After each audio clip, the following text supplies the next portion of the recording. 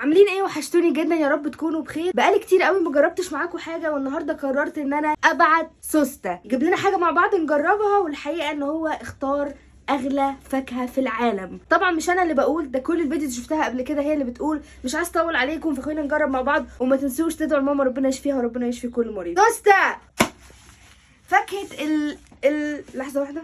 فاكهه الرامو، ثانيه واحده يا جماعه والله الموضوع مش سهل. فاكهه رامبوتانا. انا مش عارفه بصراحه. انا احكي لكم القصه من الاول. احنا كنا في السوبر ماركت انا واصحابي، لقينا الطبق ده يا جماعه عامل 315 جنيه.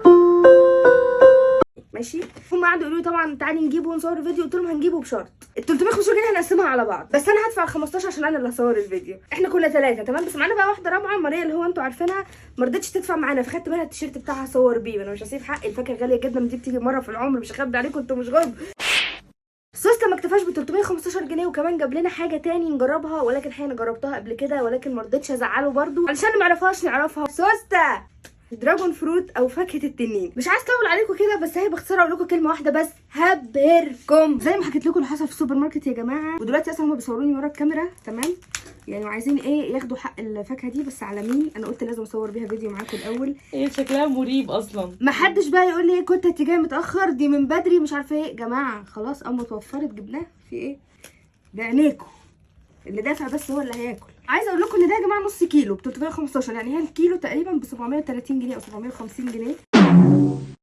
طبعا حاولت افهم كده ليه، دخلت قريت عن فوائدها، لقيته بيقول لك ان الفاكهه دي اولا تخلوا بالكم لان القشره بتاعتها ممكن تبقى سامه. دي اول حاجه عرفتها عنها. عرفت كمان ان الفاكهه دي فوائدها كتير جدا، زي اللي بيعمل دايت ينفع ياكلها عادي جدا لان هي فيها الياف عاليه والكلام ده، سعراتها الحراريه قليله جدا. عرفت كمان انها بتقلل من فقر الدم، بس سيبكم انتوا ايه رايكم في الاوفر سايز عليا؟ الاوفر سايز. عرفت كمان انها بتقلل من اصابه الانسان بالسرطان، ربنا يحمينا ويحميكم. عرفت كمان حاجات كتير والله انا مش عايز اطول عليكم، ولكن هي فوائدها كتير جدا. ولكن في بعض الحالات النادره بيحصل كمان منها للي بيجربها حساسيه. امتى هدوء؟ سيبوني ادي الفيديو حقه يا جماعه، انا مش برد والله، الفاكهه غاليه، يعني الفاكهه غاليه. اختار كده واحده، بصوا اللي جربها يقول لي رايه فيها ايه. هي ناشفه، انا كنت متخيلها طريه كده بس هي ناشفه، مش عارفه يعني هل بيبقى فيها مستوي يعني مش مستوي محلي كده ولا هي ايه، مش عارفه. اوبا طبعا دي بتترمي زي ما قلنا. اوكي بس ايه، تعالوا نبعدها عن القشر خالص. سبحان الله بجد، سبحان الله سبحان الله. محدش يسألني عن ريحتها ايه، انا مش شامه، يا رب استطعم.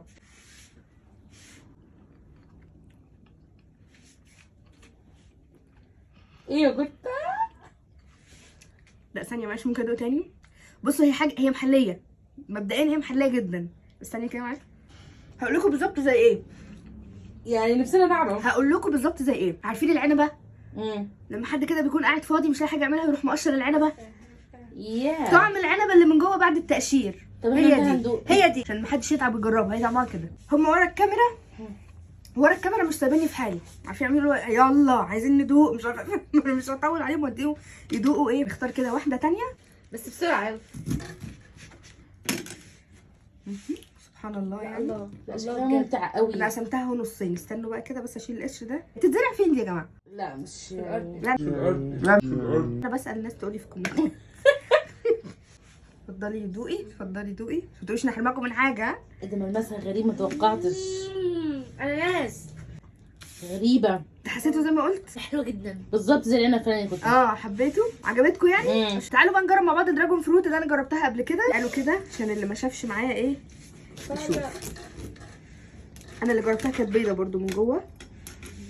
اوكي في منها الوان يعني؟ في منها اصفر واحمر، بس معرفش بره بتبقى ايه بقى. في منها فوشيا. فتعالوا ندوق تاني كده نشوف اختلاف. ما جربتهاش برده غير مره واحده في حياتي.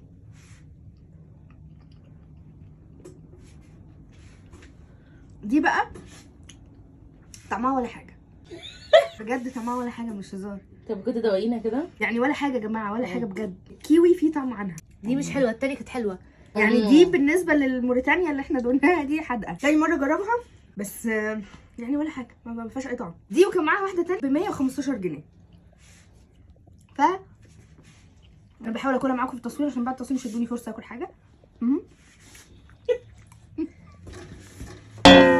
اشوفكم في فيديو جديد، واكتبوا لي عايزين نجرب ايه معاكم.